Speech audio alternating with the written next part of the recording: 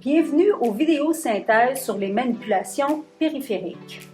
Aujourd'hui, nous allons apprendre les différentes étapes à faire avant de procéder à la manipulation par traction au niveau huméro-ulnaire. A priori, vous allez devoir faire l'évaluation de l'articulation en question en incluant les mouvements passifs accessoires, les tests de stabilité ainsi que les tests de mobilité neurale.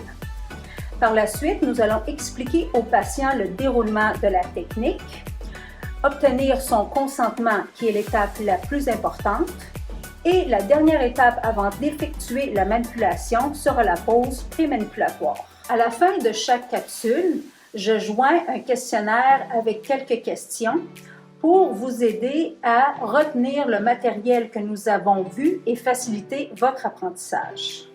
Nous allons maintenant procéder à la démonstration de la manipulation par traction au niveau de l'articulation huméro-ulnaire. Si on commence avec la position du patient, le patient doit être placé en décubitus latéral du côté que nous allons manipuler. Le coude doit être placé entre 70 à 90 degrés de flexion. Pour assister le thérapeute, le patient doit stabiliser l'humérus en appliquant une force vers le lit.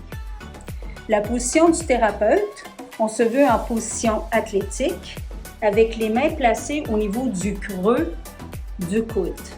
Les coudes du thérapeute sont vers l'intérieur. Nous allons évaluer nos résistances R1, R2.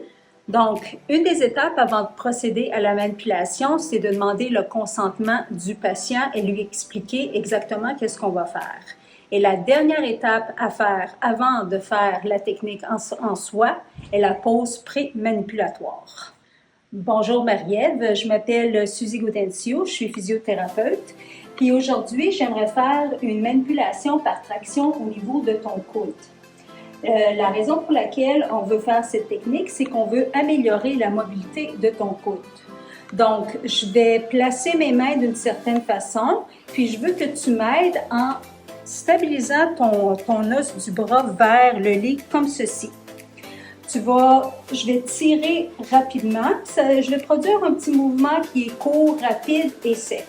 Est-ce que tu es à l'aise avec ça? Oui. Donc, parfait. Donc, je vais venir placer mes mains au niveau de ton coude, comme ceci. Je vais tirer. Est-ce que ça va? Oui. Parfait. On va procéder à la manipulation. Donc, suite à votre manipulation, il va être important d'aller réévaluer les mouvements passifs accessoires du coude ainsi que la stabilité ligamentaire.